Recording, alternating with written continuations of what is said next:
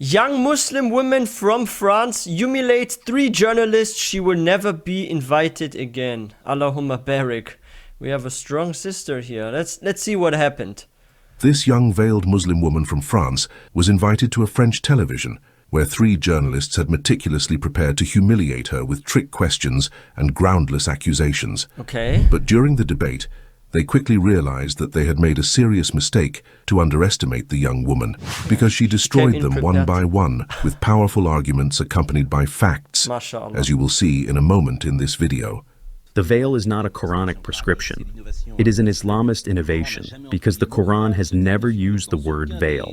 This term does not appear in any of the 3,234 verses of the Quran. The veil is mentioned I want in to the tell you Quran. that it does not exist. The veil is mentioned in the Quran in chapter 24. You said that no one forced you to wear a veil, and I trust you for the moment. But did you know that this is not the case in neighborhoods where young Muslim girls are under real pressure to wear a veil? Not at all, that's not true. You mean young Muslim girls are not forced by their families? I think there may be people who wear a veil under pressure, but what I am telling you is that these people do not represent the majority. What you are doing is a generalization of this phenomenon, which is in fact isolated in order to stick this stereotype on. That is so true what she's saying. Like, the thing is this, right? Like, when you think about it, right? If a father says to his daughter, can you dress modest? It's dangerous, you know, boys these days, they are like dogs, right? They are all hormones on legs, basically, some, right? So it's very dangerous. You shouldn't wear like this and that because it will attract the wrong attention, right? Then this is being called, oh, this girl is forced to wear the hijab by her parents, right? But then when like friends come around or like the governments or what they do there at school, right? Where they actually take off the clothes of a girl, like literally, right? And if not, they get even fined. Like you know, it's like strange about some countries, right? If you wear little, there's no punishment, no nothing. But if you wear much, you can get in trouble. Like they banned the hijab at schools in France, right? But they didn't ban when people come with shorts or something, right? Especially in summer. Like they don't ban this. So this is the thing right now, right? Like I would say it's the other way around, and that like societies are forcing the women to undress. They shouldn't say that because, let's say, a father or a husband is worried that his wife or daughter gets harassed in public by some hungry man, right? Thirsty man, thirst trap, right? Then suddenly, just by giving advice, this is called, forcing a woman to cover up, right? Because I had a case like where someone actually said something about someone that advised his daughter to not wear skinny clothing, right? And then there was like a big issue, right? Like this happens sometimes where there's like a misunderstanding, right? Where advising someone is being called forcing someone or something, but that is not the case. And I would say it's the other way around. What this journalist is saying, they are actually forcing the women to get almost naked because they are pressuring them. Then if you look at like certain jobs and careers, the more attractive and sexualized a woman appears, the more higher are her job chances. And I think this is actually a very big disrespect to women, where women are undergoing objectification by the society, where based on how much skin and attractiveness they show, that's how successful they will be in life. And I feel like this is true women oppression, and not oppression if a woman is advised to cover up, right? I mean, at the end of the day, it's still her own choice. You can't force someone, of course, to cover up. But if you advise someone, that's not forcing someone. It's just maybe you put some arguments on the table, and then this leads to that women actually covering up. But then this woman still covers up by her own choice after hearing some advice and feedback from perhaps her family. This is not oppression, this is advising.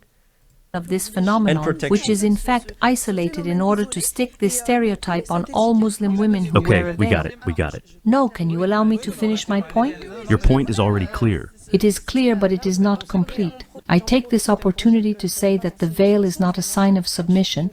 I come from a family of 4 sisters. I have no brothers, and I have never had a discussion with my father about the veil.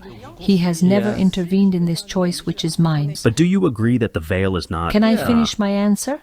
We are the ones who are mainly concerned by the debate, but we have not been invited in more than 80 debates about the veil, so I think it would be very important if you had the politeness to listen to me so that I can finish my answer to the question you asked me. In fact, The Islamic veil known as hijab is one of Islam's most controversial topics. From claiming it's a form of oppression to arguing that it wasn't mentioned in the Quran, the hijab has been subject to a lot of talk throughout the years, especially in the West. Confronted with 3 journalists, Sara El Attar, a veiled Muslim woman and communication expert, intelligently defended the freedom and right of Muslim women to dress as they wish. She strongly destroyed each of the accusations and traps of these journalists who were behaving like judges in a court. Answering the question of why Muslim women wear a veil, El Attar first began by teaching them that veil is not only worn by Muslim women, and she ended her answer by asking a question that none of the 3 journalists was able to answer.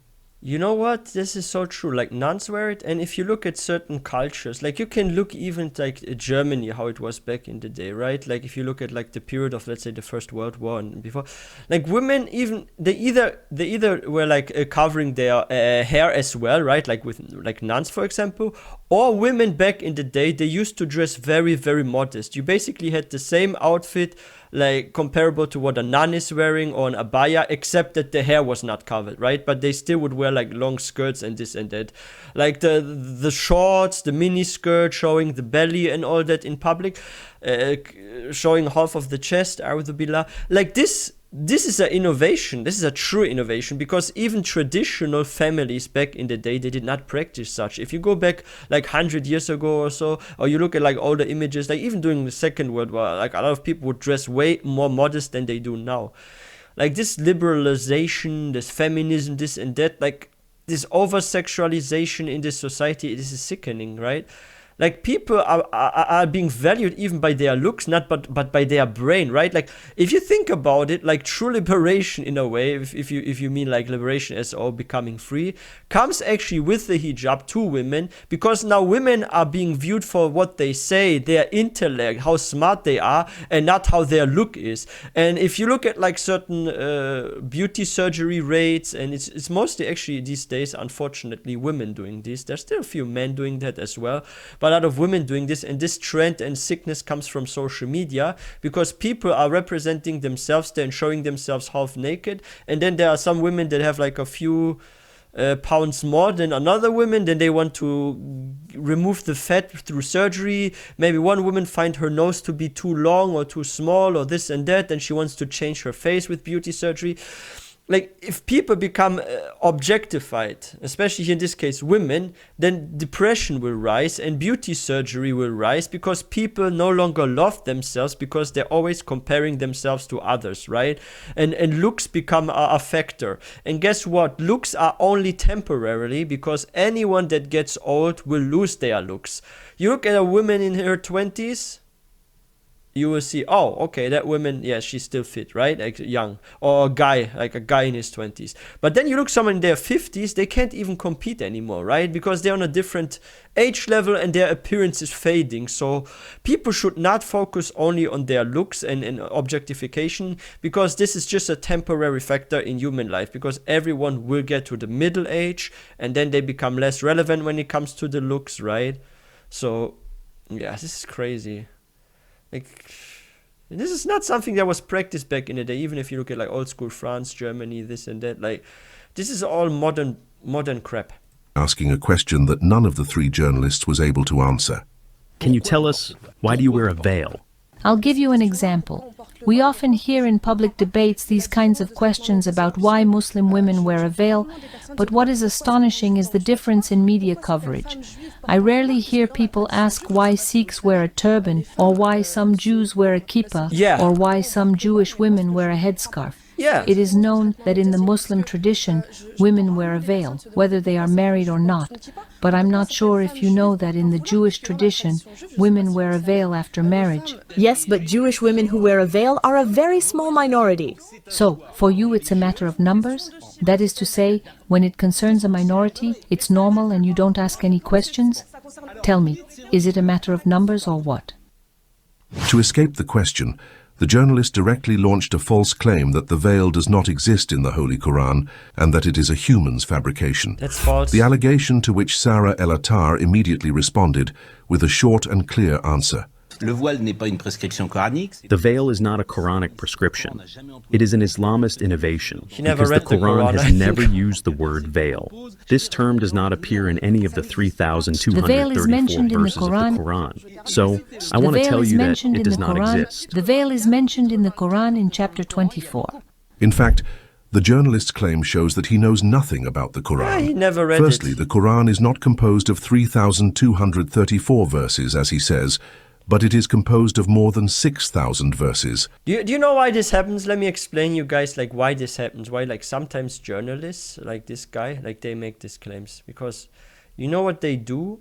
They don't read the Quran. They go on Google, some pages with like false informations, and you can't trust everything you read on the internet. Like, sure, you can use like Google to study certain things, even study Islam and this and that, but if you don't get to verified sources of information and just some white pages or Islamophobe pages that teach you about Islam, you're not gonna get the correct information, because there's like a lot of false things, like here this guy, like first of all he's wrong with like, of course, that the hijab is not mentioned, the veil is not mentioned, right?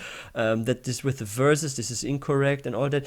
Like, this is because those journalists, they don't read the Quran, they've never read it, they just jump on Google, they open the first pages that they find, they are often like with false informations, right?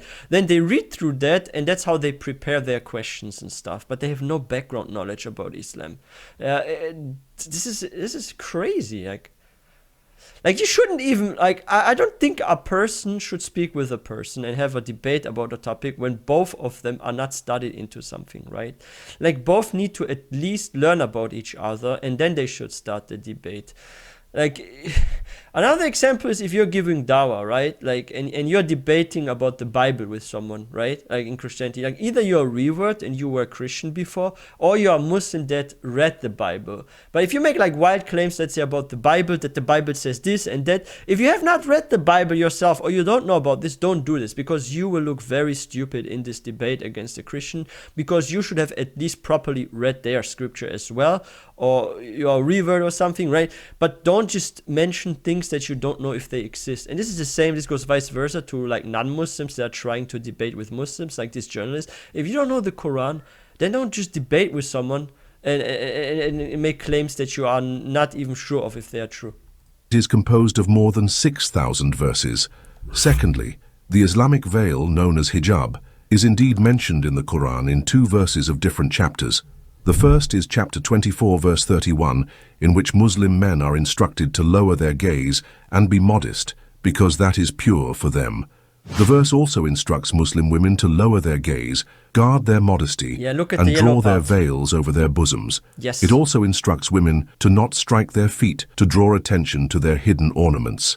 The second instance is in chapter 33, verse 59, which says, "O Prophet, ask your wives, daughters, and believing women to draw their cloaks over their bodies. In this way, it is more likely that they will be recognized as virtuous and not be harassed." Look, we have to look at those 2 verses because they are the most powerful ones. So here, 457. Okay, look here.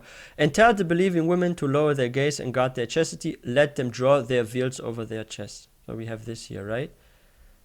And now here, O Prophet, sallallahu alaihi wasallam, ask your wives, daughters, and believing women to draw their cloaks over their butt. Like, here you have it. Here you have it. You had it twice in the Quran. Like, what is this guy saying? He has no clue. He really never read the Quran. You can see this. Because it appears at least twice that the word veil, the word cover up, right?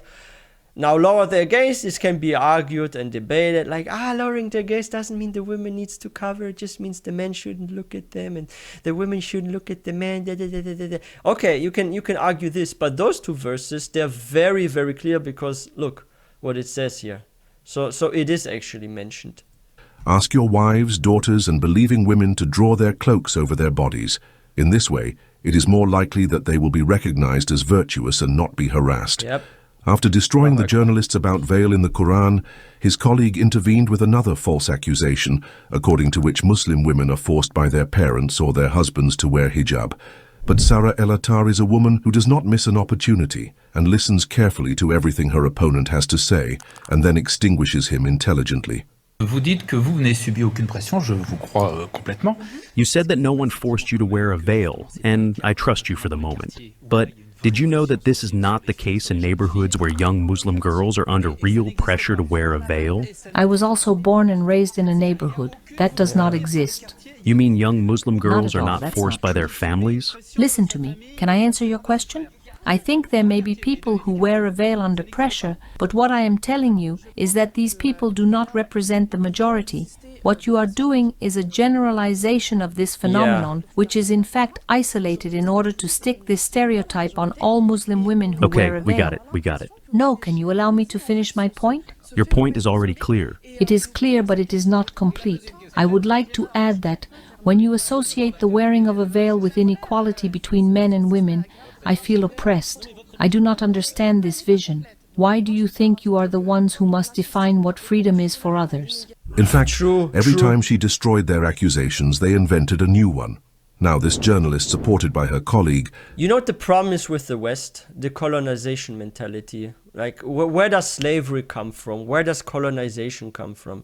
It comes from a society that views themselves as perfect, and they think that they are better than anyone else in the world, and that people must follow their lifestyle because they're always correct, they're always right, and others are false. So it's like, it's not even a comparison between two opinions. It's basically only my opinion counts, yours doesn't count. And this is what she's saying. This is not true freedom. This is actually real oppression.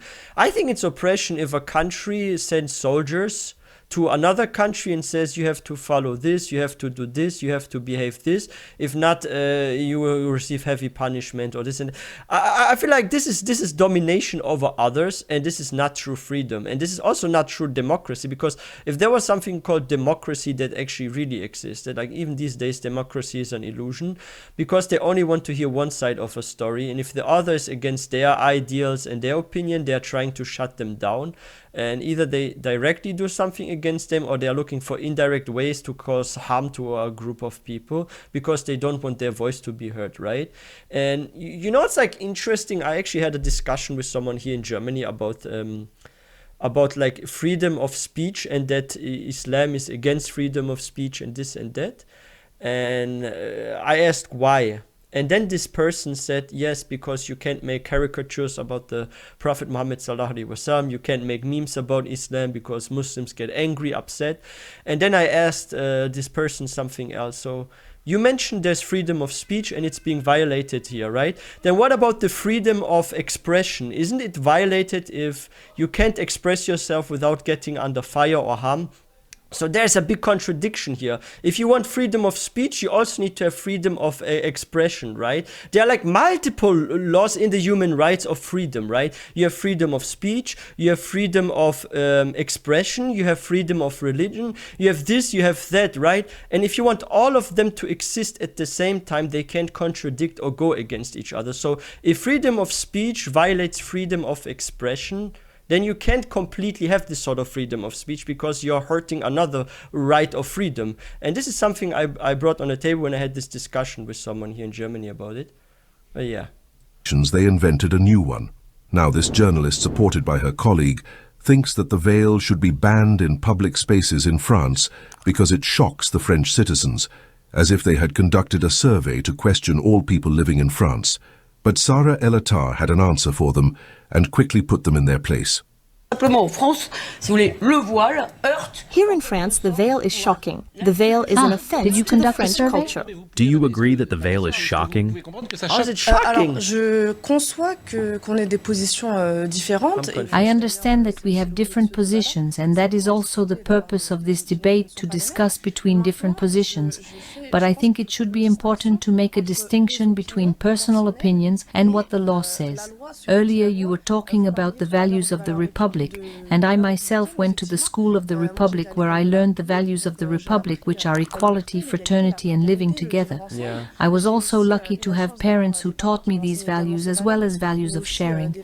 So the veil may shock you personally, but from that, making a law to prevent women from wearing it, I think the veil should be banned in schools. Okay, that is your point of view. If the veil is banned in schools, then what will be the next step?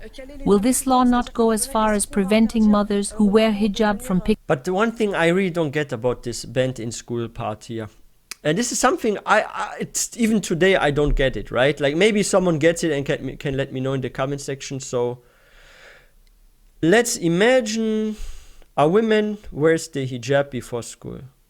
Then she enters school, she takes it off. Then she leaves school, she takes it on again. That means still half the day or more she's wearing the hijab. So what is the point of for a couple of hours banning something and then allowing it again?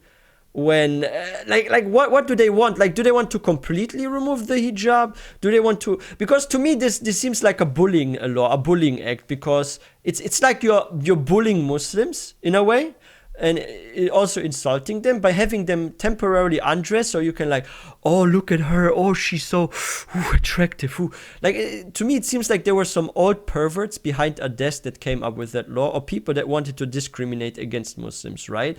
Why are they temporarily undressing someone and then allowing that person to dress up again? Like what is this sort of half ban thingy? I'm sorry to say this, right? But I think it should go just one way. It should go, you purely ban the hijab, then all the Muslims leave France, cause a depopulation, crash the economy, ruin the economy, destroy the country. Everyone is making a major hijrah. The country is crumbling apart, okay? Because all foreigners are leaving. Okay, destroy the economy, Mr. Macron. Very good, destroy your country. Ban it completely. Okay, and then this happens. Or you actually accept the hijab at all times. But what is this sort of half thing? This is like bullying, mobbing, discriminating against someone. Like either you go one way or the other. What is this sort of in between? Huh? And why in school? Why does the school matter? If you go shopping, you see the same person that you saw in school with the hijab. Really, this law doesn't make any sense.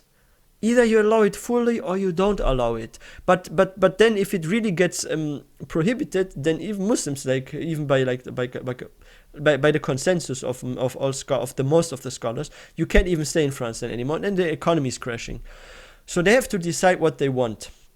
Either they do it where any place you can wear the hijab, because what's even the point in school? Like, why does it matter if a student like dresses like her and sits in class, or is like the one on the right side when showing her hair? Like, why does hair in class matter? I'm very confused, guys. Like, I'm very, very confused because it doesn't make any sense. Are they worried that she's hiding headphones like there and listening to something while sitting in class or something? Like, I don't get the point of this. Like, why should a hijab not be allowed in school but allowed in public then? To me, this seems like a bullying and discrimination act.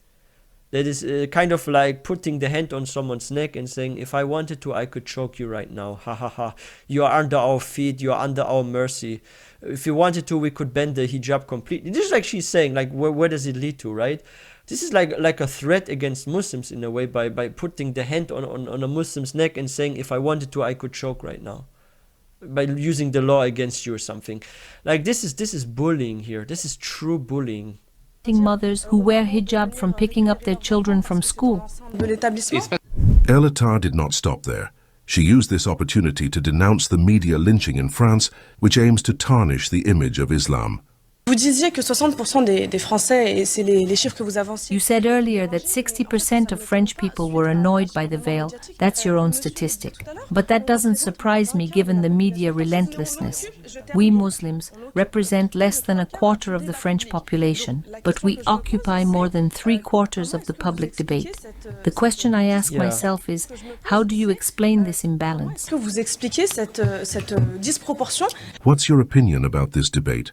Do you really think that the Islamic veil should be banned from public space because it is something that annoys people of other faiths? How does it annoy? Why are people only annoyed by the Islamic veil and not by the veil worn by some Jewish women or the veil worn by Catholic nuns? Please share your point of view in the comments. Thank you very much for your... Okay, I'll share my comments now. I think this is a discrimination and bullying against Islam, and you know, like, we Muslims, we must be aware of one thing, right? Like, we are being here in this dunya to be tested, right? And because life is a test and we have like a common enemy that is called shaitan, like shaitan is influencing the non-Muslims to speak negative about the hijab and not about the nun. Like, you know, this video is actually proving the existence of shaitan, right? Because if a nun walks on the road, she's not being discriminated. And if a sister walks on the road with the hijab, she's being discriminated. Now, why does shaitan make the Muslim women wearing the hijab look like sort of like the enemy to the West, but the nun doesn't, even though this is the same sort of modest clothing? And this is because of the whispers of shaitan. Like, this whole video proves the existence of shaitan, because shaitan wants people to actually hate on Islam, so Muslims feel less comfortable, and then they will get out of Islam, right? So this actually proves the existence of shaitan, because two women wearing the same type of clothing, one is being discriminated against, one not. Why? Because Islam is the truth. And shaitan knows Islam is the truth, so he will make the Muslims appear like a problem for the kuffar, so that there's more pressure on them and more people are more likely going to go astray, right, from under the pressure and this and that. So the test becomes harder for the Muslims, right? So this is the proof of the existence of shaitan. And this also just proves that we Muslims are right, because if there are two people dressing the same way, but we as Muslims, we appear more offensive, even though we do the same thing in this manner, right? Then you know shaitan is real. And you know Islam is the truth, because if that was not the case, nuns would be under the debate as heavily as Muslim women that wear the hijab. So yeah, this just should make us stronger in our iman, because this shows us that we're on the truth. But yeah, this is the sad thing about journalists. A lot of people get their information from Sheikh Google and not from the source, the Quran itself, or from Sahih hadiths that are actually labeled as Sahih as well and verified. But yeah, this is it. And yeah, let me know your thoughts in the comment section. If you guys are new to this channel, please don't forget to hit that subscribe button for more content. If you found this video informative, please don't forget to give this one a thumbs up. And I will see you guys next time, inshallah.